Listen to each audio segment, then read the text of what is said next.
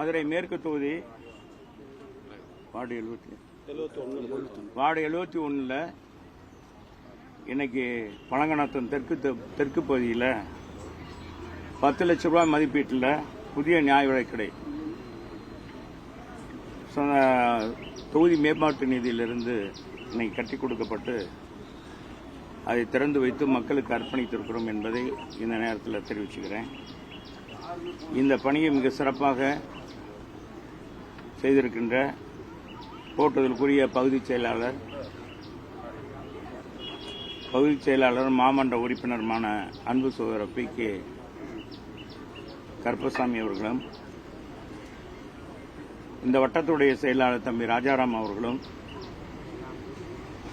இந்த பகுதியின் கழகத்தின் முன்னோடியும் பிரதிநிதியுமான அன்பு சகோதரர் போற்றுதலுக்குரிய KP வரதன் அவர்களும், யமுனா வைரமுத்து அவர்களும், தம்பி வட்டச் செயலாளர் லக்கி முருகன், அன்பிற்கினிய அன்பன் அசோக் அவர்கள், தட்சிணாமூர்த்தி, முத்துசாமி, அன்பிற்கினிய கணேசன், சபரீசன் மற்றும் அன்பு சகோதரர்கள் பொடி செல்வகுமார், சதீஷ்குமார், வெங்கட், விக்னேஷ் பாலா, பிரகாஷ், சீனிவாசன், மணிகண்டன், முகேஷ், சஞ்சய், சந்தோஷ் பாலன், அருண்குமார் ஆகியோர் மிக சிறப்பாக இந்த நிகழ்ச்சியை ஏற்பாடு செய்திருக்கிறார்கள். மற்றும் இவர்களோடு பணியாற்றிக்க தம்பி முனிஸ் அனைவருக்கும் இந்த நேரத்தில் யார் பேர் விட்டு போயிருந்தாலும் மன்னிச்சுக்கோங்க. அது மட்டுமல்ல, இந்த பகுதியில் பால்சாமி கோனார் செந்தில் ரொம்ப குண்டும் குழியுமாக இருந்தது. ரோடு போட முடியாது, மெட்டல் ரோடு போட முடியாதனால 8 லட்சம் ரூபாயில் இந்த பகுதியினுடைய கழக நிர்வாகிகள் கேட்டுக்கொண்டதுக்கிணங்க 8 லட்சம் ரூபாயில் பேவர் பிளாக் சாலை அமைத்து கொடுத்துருக்கோம். அதேமாதிரி KP வரதன் சந்து பேவர் பிளாக் சாலை 4 லட்சம் ரூபாயில் அமைத்து கொடுத்துருக்கிறோம். மாடக்குளம் பகுதியில் சிறு பாலம் 3 லட்சம் ரூபாயில் கட்டி கொடுத்துருக்கோம் தொகுதி மேம்பாட்டு நிதியில். மேலும் அருகாமையில் உள்ள மாநகராட்சி பள்ளியான சோமசுந்தர பாரதியார் மேல்நிலைப்பள்ளி கட்டிடத்திற்கு 4 வகுப்பறைகள் 2020ஆம் ஆண்டு திறக்கப்பட்டு 50 லட்சம் ரூபாயில் கட்டப்பட்டு திறக்கப்பட்டிருக்கிறது. முதல் தளம் 4 வகுப்பறைகள் 2023 வந்து 30 லட்சம் ரூபாயில் இந்த வார்டில் கட்டி கொடுத்துருக்கோம். அதே மாதிரி 2014 2 வகுப்பறைகள் 15 லட்சம் ரூபாயில் கட்டி கொடுத்துருக்கு.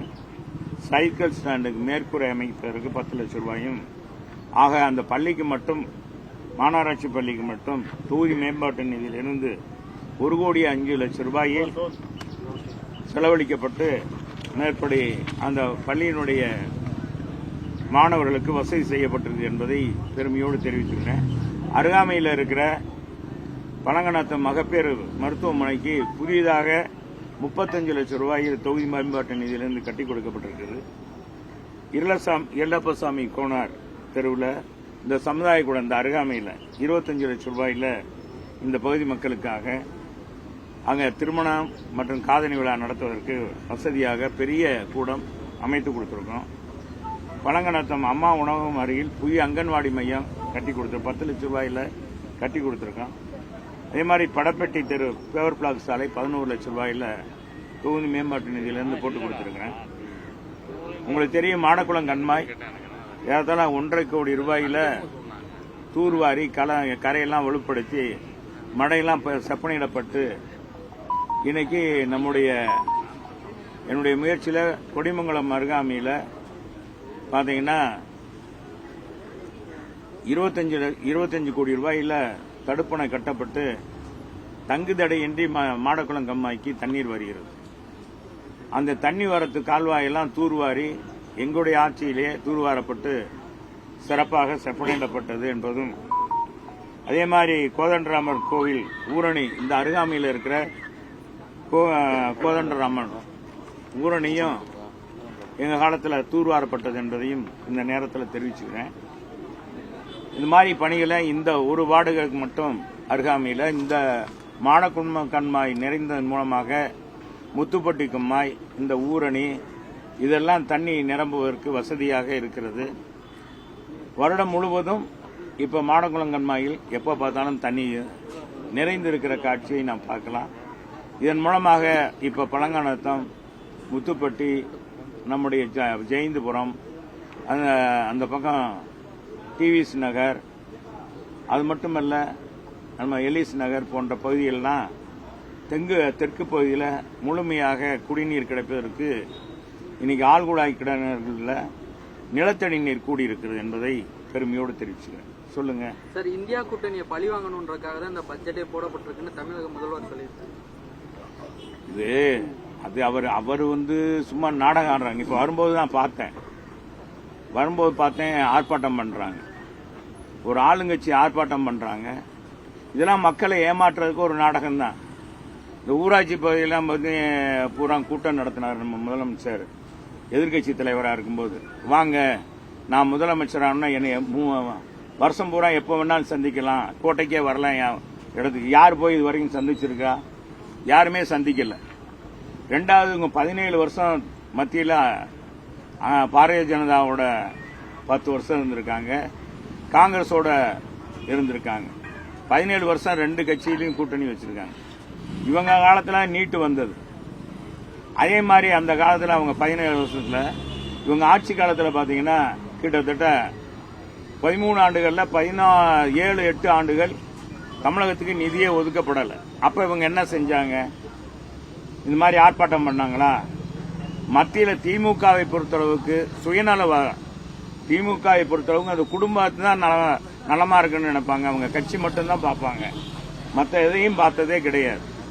அப்படி பார்த்திருந்தாங்கன்னா நமக்கு கச்சத்தீவு மீட்டெடுத்திருக்கலாம், காவிரி பிரச்சனையை முடித்து வைத்துக்கலாம், முல்லை பெரியார் அணைக்கு எப்போ தீர்வு கண்டிருக்கலாம். எதையும் செய்யல. அதே மாதிரி ஈழத்தமிழர் படுகொலையை தடுத்திருக்கலாம். எதையும் திராவிட முன்னேற்ற கழகம் செய்யவில்லை. இப்பொழுது கூட ஆட்சிக்கு வருவதற்கு முன்பாக விடியல் தருவோம் சொல்லிட்டு இன்னைக்கு விடியா ஆட்சியாக இருக்கிறது இந்த ஆட்சி. நீங்க 40 சட்டமன்ற உறுப்பினர்கள் பாண்டிச்சேரி உள்பட சென்றிருக்காங்களே, என்ன பணி செஞ்சிட்டு இருக்காங்க? நாடாளுமன்றத்தில் அதான் நாடாளுமன்ற உறுப்பினர் 40 பேர் தேர்ந்தெடுக்கப்பட்டு அனுப்பியிருக்கோம். ஏற்கனவே 39 பேர் போனாங்க. என்ன செஞ்சாங்க? குரல் கொடுத்தாங்களா? அதுக்கான பணியை பண்ணாங்களா? அங்க ஒரு கம்யூனிஸ்ட் நம்ம மதுரையினுடைய நாடாளுமன்ற உறுப்பினர் வெங்கடேசன் என் மக்களுக்கு என்ன பிரச்சனையை விட்டுட்டு செங்கோலை பற்றி பேசுறார். தமிழகத்துடைய பெருமையை நிலைநாட்டக்கூடிய பார்லிமெண்ட்ல இருக்கிறது. அதை தமிழ்நாட்டுக்கு என்ன தேவை? நிதி தேவை. மதுரைக்கு நிதி என்ன தேவை? இந்த எய்ம்ஸ் மருத்துவமனை என்ன ஆச்சுன்னு அவர் பேசல. இந்த மெட்ரோ ரயில் திட்டத்துக்கு என்னன்னு கேட்கல. சர்வதேச விமான நிலையத்தை பற்றி அவர் நாடாளுமன்றத்தில் குரல் எழுப்பல. சரி, மற்ற எம்பிகள் குரல் எழுப்பியிருக்கிறாங்களா? எழுப்பல. இது மக்களை ஏமாற்றுவதற்காக திமுக நடத்துகிற நாடகம். ஏற்கனவே அண்ணா திராவிட முன்னேற்ற கழகத்தின் பொதுச் செயலாளர், முன்னாள் முதலமைச்சர், வருங்கால தமிழகத்துடைய முதலமைச்சர், மாண்புமிகு எதிர்க்கட்சி தலைவர் புரட்சி தமிழர் எடப்பாடியார் அவர்கள் இந்த மின்கட்டண உயர்வை எதிர்த்து கண்டித்து ஆர்ப்பாட்டம் நடத்த சொன்னாங்க. சட்ட ஒழுங்கு மிக மோசமாக இருக்கு தமிழகத்தில், போதைப்போர் மாநிலமாக தமிழகம் மாறிவிட்டது என்பதற்காக எங்கு பார்த்தாலும் பெண்களுக்கு பாதுகாப்பு இல்லை, பட்டப்பகலிலே வெட்டி சாய்க்கப்படுகிறார்கள். மதுரையிலே பார்த்தேன் 14 கொலைகள் 2 வாரத்தில் 14 கொலை நடந்திருக்கு. இன்னைக்கு சர்வசாதாரணம் கொலை பண்ணிக்கிட்டு போயிட்டே இருக்காங்க. இன்னைக்கு டைம் பாஸ்க்காக கொலை பண்றாங்க. இப்படியெல்லாம் நடக்குது. இப்படி நடக்கிறத கண்டிச்சு நடந்த ஆர்ப்பாட்டம் மிகப்பெரிய வெற்றி பெற்றது. இந்த வெற்றியை சகித்துக் கொள்ள முடியாத திராவிட முன்னேற்ற கழகம் இன்னைக்கு மத்திய அரசை கண்டித்து ஏதோ புதிதாக நிதி ஒதுக்காத மாதிரி இவங்க கண்டிச்சு நாடகம் நடத்துகிறார்கள். இதெல்லாம் சும்மா நாடகம், மக்களுக்கு நன்றாக தெரியும் என்பதை தெரிவிச்சுக்கிறேன். பட்ஜெட் எப்படிதான் இருக்கு? எந்த பட்ஜெட்? மத்திய பட்ஜெட். மத்திய பட்ஜெட்டை பொறுத்தளவுக்கு அதுல எங்க முதலமைச்சர், எங்க பொதுச் செயலாளர் சொன்னது மாதிரி தமிழகத்துக்கு நிறைய நிதிகள் ஒதுக்காத, நான் சொன்னது மாதிரி குறிப்பாக பல்வேறு நிதிகள் ஒதுக்காதது வருத்தத்தை அளிக்கக்கூடியதாக இருக்கிறது. மற்றதெல்லாம் பட்ஜெட்டுடைய உள்ள போகும்போது தான் தெரியும். அது நமக்கு அதை பற்றி நான் தெரிஞ்சுக்கிறேன். ஒன்றும் பண்ணலைங்கும் பொழுது அப்ப நம்மளும் ஆர்ப்பாட்டம் பண்றது தானே சரியா இருக்கு தமிழக மக்களுக்காக? இல்லைங்க, மக்களுக்கு ஒண்ணுமே செய்யலன்னு எப்படி தெரியும்? அந்த முழுமையான பட்ஜெட் வந்த பிறகுதான், அந்த பட்ஜெட்டுடைய சாரங்கள் தெரிஞ்ச பிறகுதான் இது அவுட்லைனா கொடுத்திருக்காங்க. எந்த அப்படின்றத நம்ம அதெல்லாம் முழுமையா பட்ஜெட் வந்த பிறகு விவாதம் முடிந்த பிறகுதான் இன்னும் அந்த தாக்கல் தான் பண்ணியிருக்காங்க. அதே மாதிரி திமுக இப்ப கூட தாக்கல் பண்ணாங்க. கடந்த முறை என்ன செஞ்சாங்க? சொன்னதை நிறைவேற்றிருக்காங்களா? ஒண்ணுமே நிறைவேற்றல. குறிப்பா நான் சொல்றேன், சீன பழமொழி ஒன்று இருக்கு, உங்களுக்கு தெரியும். ஒருவருக்கு மீனை சுட்டுக் கொடுப்பதை காட்டிலும் மீன் பிடிக்க கற்றுக் கொடுக்க வேண்டும் என்பதுதான் அந்த பழமொழி. அந்த பழமொழிப்படிதான் அம்மா அவர்கள் மாணவ செல்வங்களுக்கு, மாணவர்களுக்கு மடிக்கணி கொடுத்தாங்க. வாழ்க்கையில் உயர வேண்டும், பல்வேறு நிலைக்கு வர வேண்டும், உலகம் சார்ந்த கல்வியை அவர்கள் எட்ட வேண்டும் என்பதற்காக, அறிவு சார்ந்த கல்வியை பெற வேண்டும் என்பதற்காக மடிக்கணி 54 லட்சம் மாணவர்களுக்கு கொடுத்தாங்க. நாங்க இருக்கும்போது கொடுத்தோம், எடப்பாடியார் கொடுத்தார். இவங்க என்ன 1000 ரூபாய் கொடுக்கறதுக்கு ஏகப்பட்ட கண்டிஷனை போட்டிருக்காங்க. பெண்களுக்கு 1000 ரூபாய் கொடுக்கறாங்க.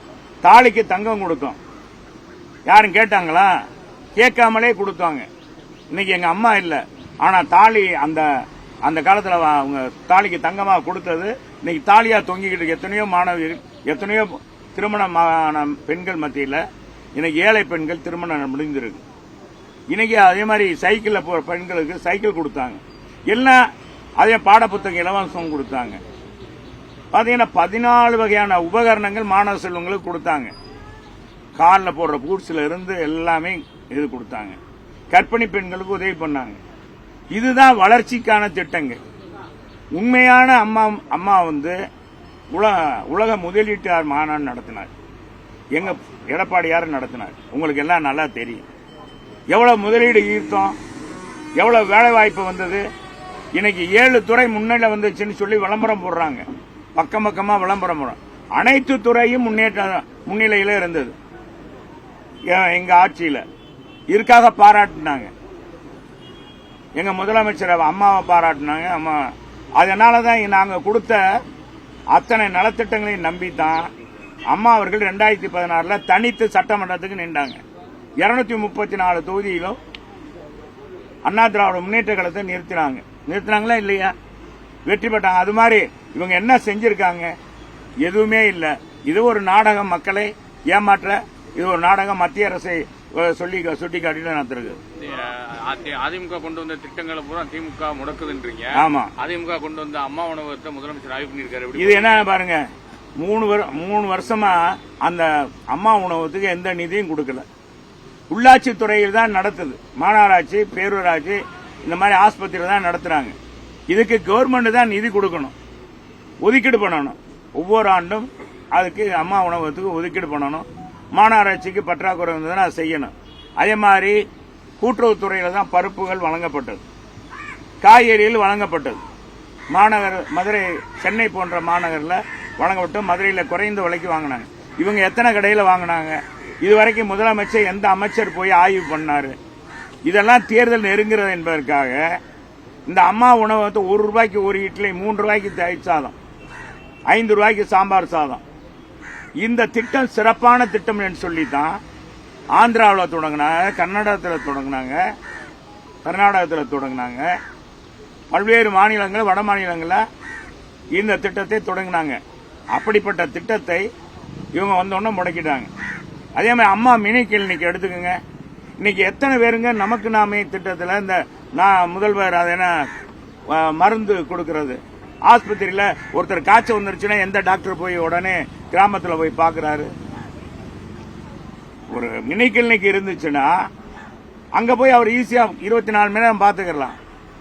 அந்த 2000 மினி கிளினிக்கை எடப்பாடியார் கொண்டு வந்தாருக்காக முடக்கிட்டாங்க. அதே மாதிரி பாத்தீங்கன்னா 11 மருத்துவக் கல்லூரியை நாங்கள் கொண்டு வந்திருந்தோம். எங்க முதலமைச்சர் எடப்பாடியார் முதலமைச்சர் இருக்கும்போது கொண்டு வந்தார். அவருடைய காலத்தில் 17 மருத்துவக் கல்லூரி, எத்தனை கலைக்கல்லூரிகள், எத்தனை பொறியியல் கல்லூரிகள். இவங்க எத்தனை பொறியியல் கல்லூரி தொடங்கியிருக்காங்க, எத்தனை மருத்துவக் கல்லூரி கொண்டாந்துருக்காங்க, எத்தனை கலைக்கல்லூரி திறந்திருக்காங்க சொல்லுங்க. எதுவும் செய்யல. இப்ப மாணவர்களுக்கு 1000 ரூபான்னு சொல்லி ஒரு தேர்தல் நெருங்குறதுனால இந்த மாதிரி மக்களை ஏமாற்றிட்டு இருக்காங்க. இது கூட மாணவ செல்வங்களுக்கு நிச்சயமாக இது வந்து பயனடையாது. இரட்டை இலையை எதிர்த்து நின்னதுல மிகப்பெரிய வருத்தமா இருக்கு. எனக்கு எந்த பதவி வேணாங்க, கட்சி எல்லாம் ஒன்று சேர்ந்து நாட்டை பிடிக்கணும்ன்றதான் என் ஆசைன்னு இருக்காரு ஓபிஎஸ். அது பொதுச் செயலாளர் பாத்துக்குருவாரு. அது பொதுச் செயலாளர் பார்த்து சொல்லிடுவார். சொல்லுங்க. ஆனா பொதுச் செயலாளர் வழக்கு நிலுவையில இருக்குது. இப்ப நேற்று ஹைகோர்ட்ல வந்து பொதுச் செயலாளர் போடக்கூடாது அப்படிங்கிற மாதிரி வழக்கு நிலுவையில் இருக்கிறப்ப அபிடவிட்ல எப்படி அதை குறிப்பிட்டீங்கன்னு நீதிமன்றம் ஒரு கேள்வி இல்லைங்க. எத்தனையோ தீர்ப்புகள் எங்க பொதுச் செயலாளர் கோர்ட்டு தீர்ப்பு வர்றாங்க. தொண்டர்கள் நிர்வாகிகள் ஏற்றுக்கொண்டோமே பொதுச் செயலாளர். இப்ப ஒருத்தர் வந்து எழுத்துப்பூர்வமா ஒருத்தர் இவரை பொதுச் செயலாளர்னு சொன்னா தான் அப்படின்னு இல்லை. சொல்லாமே இன்னைக்கு இனி மக்களால் தானே பாராட்டுறாங்க எடப்பாடியார. இன்னைக்கு கூட அவருடைய ஆட்சி நல்லா இருந்ததுப்பா, இந்த 3 ஆண்டுகள்ல ஒண்ணுமே செய்யல அந்த அரசு அப்படின்னு தானே சொல்றாங்க. அப்படித்தானே மக்கள் பேசுறாங்க. இந்த ஆட்சியை பற்றி இன்னைக்கு வந்து யாருக்கும் மக்கள் மத்தியிலும் சரி, மாணவர் அதிகாரி மத்தியிலும் எல்லா பேருக்கும் இந்த அரசாங்கம் அல்வா கொடுத்துருச்சு. அனைத்து தரப்பு மக்களுக்கும், பொதுமக்களுக்கும் சரி, ஏழைபாளைகளுக்கும் சரி, அரசு ஊழியருக்கும் சரி, ஆசிரியர்களுக்கும் சரி, மருத்துவர்களுக்கும் சரி, அந்த பாத்தீங்கன்னா சுகாதார பணியாளர்களுக்கும் சரி, எந்த திட்டத்தையும் நிறைவேற்றல. உடனே நிறைவேற்றுவோம் முதலமைச்சர் சொன்னார் எதிர்கட்சியா இருக்கும்போது. அதே மாதிரி மாசம் மின் கட்டணம் எடுப்போம், கட்டணத்தை கணக்கிடுவோம் அப்படின்னு சொன்னாங்க. இப்ப அது கூட எடுக்கல. இப்ப கட்டணத்தை ஏத்த மாட்டோம்னு சொன்னாங்க. கட்டண உயர்வு குறித்து ஆலோசனை பண்ணதுக்கே தக்கன்னு குதிச்சாங்க. அன்னைக்கு எதிர்கட்சியா இருக்கும்போது இதே நம்ம அன்பு முதலமைச்சர் தான் குதித்தார். இன்னைக்கு அவருடைய வருத்தத்துல 3 வருஷத்துல 3 தடவை ஏத்திட்டாங்க. நீ அடுத்த வருஷம் ஏத்த போறாங்க. இதுக்கு உதய திட்டம் இவங்க ஏத்தினதுனால, உதய திட்டத்தில் கையெழுத்து போட்டதுனால, அதுக்கு எங்க அமைச்சராக இருந்த தங்கமணி எங்களுடைய அமைப்பு செயலாளர் அருமையாக சொல்லியிருக்கார்.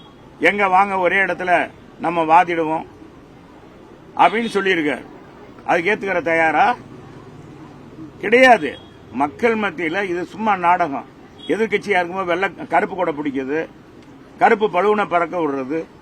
ஆளுங்கட்சியானோன்னு அவர் அடிக்கிறதுக்கு அவரை பிரதமரை கூட்டிட்டு வந்து தாஜா பண்றதுக்கு வெள்ளக்கூடை பிடிக்கிறது. இது மாதிரி திமுகவுக்கு சர்வசாதாரணமான நாடகம். எப்பவுமே அப்படிதான். எதிர்கட்சியா இருக்கும்போது ஒன்னு பேசுவாங்க, ஆளுங்கட்சியாட்டு அதை அப்படியே மாற்றி போட்டுருவாங்க. அடுத்த தேர்தலை நோக்கி நாடகமாட பார்ப்பாங்க. அதுதான் இப்ப இன்னைக்கு நடக்கிற போராட்டம். வந்து இந்த போராட்டத்தை மக்கள் ரசிக்கவில்லை, யாருமே ரசிக்கல இந்த போராட்டத்தை என்பதை நான் இந்த நேரத்தில் தெரிவிச்சேன். சார், உதயநிதி அவர்கள் துணை முதல்வர் ஆக போறாரு, உங்க கண்ணோட்டத்தில் எப்படி? எங்க கண்ணோட்டத்தில் என்னங்க, எத்தனையோ பேர் அந்த கட்சியில் அதை அவரே திணிக்கப்பட்டவர். இதே நம்மளுடைய முதலமைச்சர் என்ன சொன்னாரு எதிர்கட்சியா இருக்கும்போது, நான் மட்டும்தான் அரசியல், எனக்கு பிறகு அண்ணா திமுகவில் யாரும் எங்க குடும்பத்தை சார்ந்தவர், என் மகனோ என் மருமகனோ வேற யாரும் நாங்கள் இந்த கட்சிக்கு பதவிக்கு வர மாட்டாங்கன்னு சொன்னாரா இல்லையா? சொன்னாரா என்ன தம்பி? அவர் சொன்னாரு. அவர்கிட்ட கேளுங்க, நீங்க இப்படி சொன்னீங்க. இப்ப அவரை இளைஞரணி செயலராக்குனாரு, அப்புறம் சட்டமன்ற உறுப்பினர் ஆக்குனாரு, இப்ப துணை முதலமைச்சர் ஆக போறாருன்றாங்க. இது அந்த கட்சியை வந்து கட்சி கிடையாதுங்க. அது அண்ணா திராவிட முன்னேற்ற கழகம் மட்டும்தான் ஜனநாயக இயக்கம். இது கீழே இருக்க தொண்டரும் மேல தலைவராகலாம், பொதுச் செயலாளராக, முதலமைச்சராக. திமுகவில் அப்படி கிடையாது, வாரிசுகள் தான் வர முடியும். இன்னைக்கு திமுகவில் என்னன்னா அவங்களுடைய குடும்பம் தான் பெரியது. இன்னைக்கு நம்ம மூத்த அமைச்சர் துரைமுருகனே என்ன சொல்றாரு, இன்ப நிதி வந்தா கூட அவரையும் நாங்க தோல்ல தூக்கிட்டு போவோம். நேரும் அப்படிதான் சொல்றாரு. எப்படி பொதுவா வந்து அவங்க கட்சியில வந்து அது கட்சியே கிடையாது, அது ஒரு கம்பெனி, பிரைவேட் லிமிடெட்.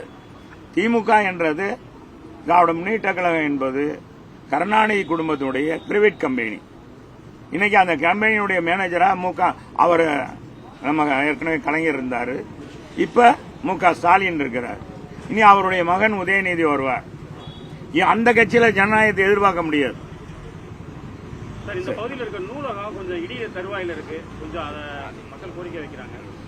நிச்சயமாக அந்த நூலகம் என்னுடைய பார்வைக்கு வந்ததுன்னா கட்டி கொடுத்துருவோம், நம்ம நிதியிலே கட்டி கொடுத்துருவோம். அசோக்கு நடிகர் விஷால் வந்து என்ன சொல்றாருன்னா, கடந்த ஆட்சி ஒப்பிடும் போது இப்ப இருக்க ஆட்சியில வந்து படங்கள் எதுவுமே ஃப்ரீயா வெளியிட முடியல, ரொம்ப சிரமமா இருக்கு அப்படின்றாரு. அதான் இவங்க வந்தாங்கனால எந்த துறையும் சுதந்திரமாக ஜனநாயக முறைப்படி இயங்க விடுறதே இல்லை. இன்னைக்கு எல்லாரும் பயந்துகிட்டு தான். இப்ப பார்த்தா ரெட் சைன் மூவிஸுக்கு படத்தை கொடுக்கணும், அவங்க டிவி முரசொலிக்கு படம் ரைட்ஸை கொடுக்கணும், இல்லைன்னா சன் டிவிக்கு கொடுக்கணும். அப்படி கொடுத்தாதான் தியேட்டர் எல்லாம் கிடைக்கும். இன்னைக்கு தியேட்டர் எல்லாம் மொத்தமா குத்தகைக்கு பிடிச்சிட்டாங்க. இன்னைக்கு இதைத்தான் அவர் சொல்றாரு. சாதாரண மினிமம் பட்ஜெட்ல எடுக்கிற படங்கள்லாம் பாத்தீங்கன்னா, மினிமம் பட்ஜெட்ல எடுக்கிறாங்களா படங்கள், அந்த படங்கள்லாம் ரிலீஸ் பண்ண முடியாத சூழ்நிலை இருக்கு. காரணம் என்னண்டா, தியேட்டர் கிடைக்கல. தியேட்டர் யார்கிட்ட இருக்கு? உதயநிதி கிட்ட இருக்கு. விளையாட்டுத்துறை அமைச்சருடைய கண்ட்ரோல்ல தான் இருக்குன்னு சொல்றாங்க. இதனாலதான் தமிழக வெற்றி கழகம் சார்பா சேலத்துல மாநாடு நடத்த போறதா ஏற்பாடு பண்ணிருக்காங்களே, எப்படி பாக்குறீங்க? அது அவர் கட்சி நடத்தட்டும், நடத்தின பிறகு பார்ப்போம். எங்களை பொறுத்தளவுக்கு யாரு எங்க நடத்தினாலும் அவர் வர்றதை பற்றியோ வைக்கிறத பற்றியோ எங்களுக்கு எந்த ஆட்சேபம் இல்லை. ஜனநாயக நாட்டில் அவர் ஏற்கனவே விஜய் வந்து எங்களுடைய பொதுச் செயலாளருக்கு வாழ்த்து சொல்லியிருக்காரு. அதே மாதிரி எங்க பொதுச் செயலாளர் வாழ்த்து சொல்லியிருக்காரு. இதுதான் பரஸ்பரசமானது. இது ஜனநாயக நாடு. யார் வேணாலும் கட்சி தொடங்கலாம், யார் வேணாலும் செய்யலாம். இப்ப நீங்க கூட கட்சி நவநீதன் கூட கட்சி தொடங்கலாம், அவ்வளவுதான். நீங்க மாநாடு நடத்தலாம். தென் மாவட்டங்களுக்கு போகும்போது மக்கள்கிட்ட கொஞ்சம் எழுச்சிகள்லாம் வந்தது, அதெல்லாம் அப்புறம் பார்ப்போம். சரி சரி, வாங்க. சரி, நன்றி.